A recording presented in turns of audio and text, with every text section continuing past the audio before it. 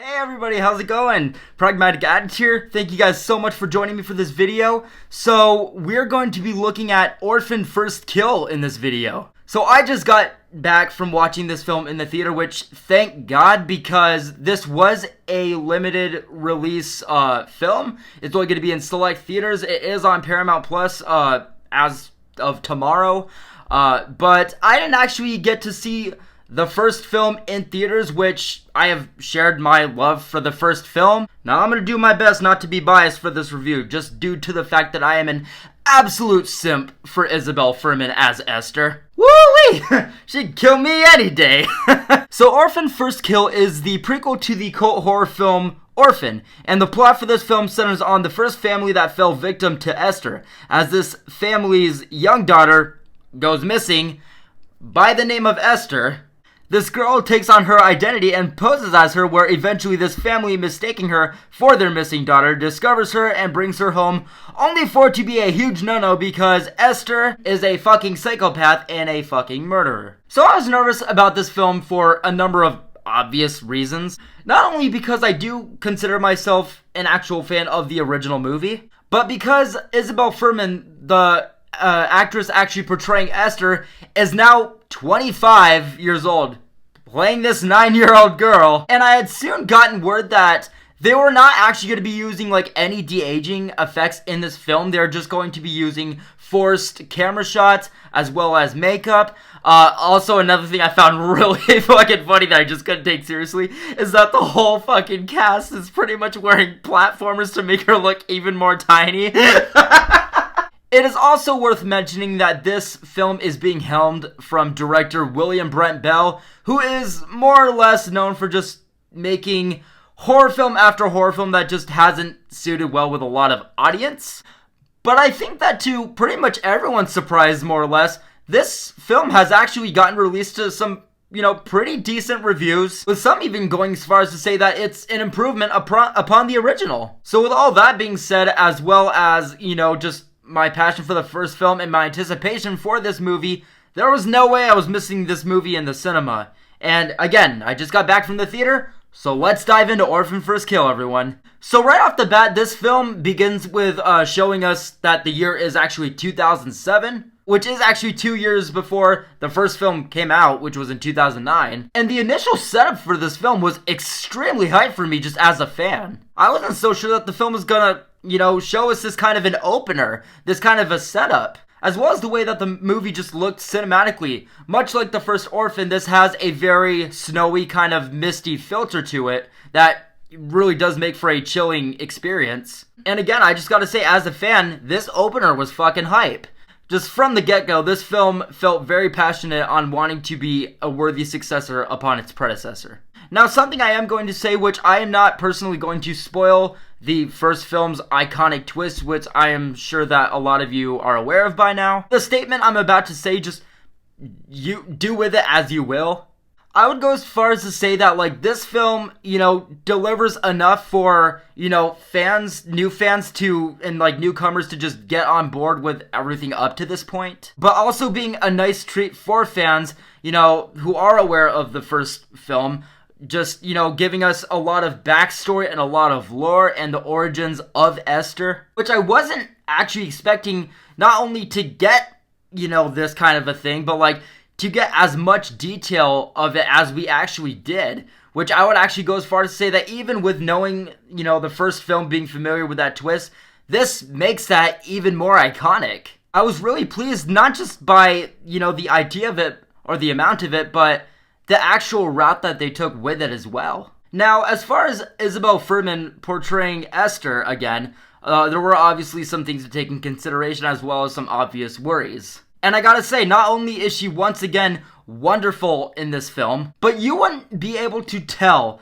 that any time had passed between the first movie and this one. I was really surprised at, just by how much work they actually put into it and how much it actually ended up working out. And I would even go as far as to say that with this specific premise and this setup, I would actually say, yes, again, that she is just as iconic in this film as she is in the original. I will say now, though, once we get a little bit further into the film, we do kind of see, a direct directorial shift where the film actually takes more of a campy kind of feel, whereas the original had this kind of really gritty, just kind of dark humor vibe to it. And I will say that this one's got some gnarly stuff in it, but the first one's just overall atmosphere is a much more cryptic and gnarlier film than this one. But something I actually found consistent that I was really just kind of happy with was the amount of references and Easter eggs and callbacks to the original film. And what I liked is that these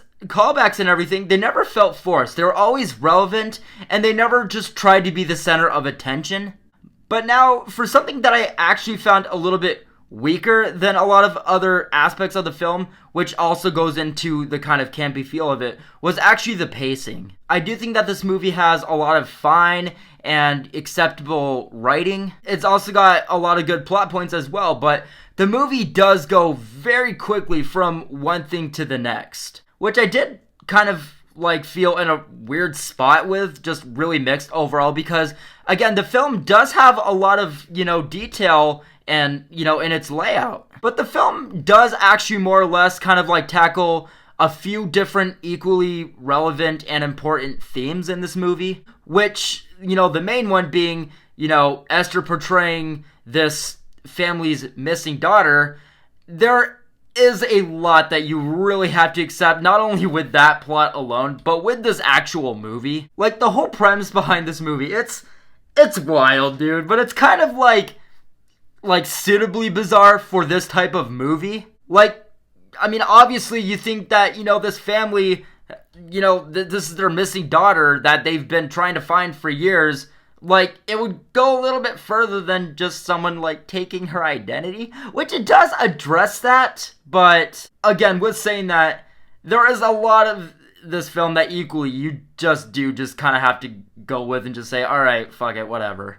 But what I actually did find, pretty interesting about this movie is, and also acceptable, is that, obviously this film, the big kind of grab here is, seeing more of this character Esther. And with saying that, this film in a lot of ways does kind of feel more of a character study than anything. I found it to be a film that was more, up for just observation and analyzation, which I found really interesting, and I think, was a decent, way to kind of go about this film. And again, yes, that is, pretty much 100% at what this film aims at, is to just give audience more of Esther. That's what we're all here for.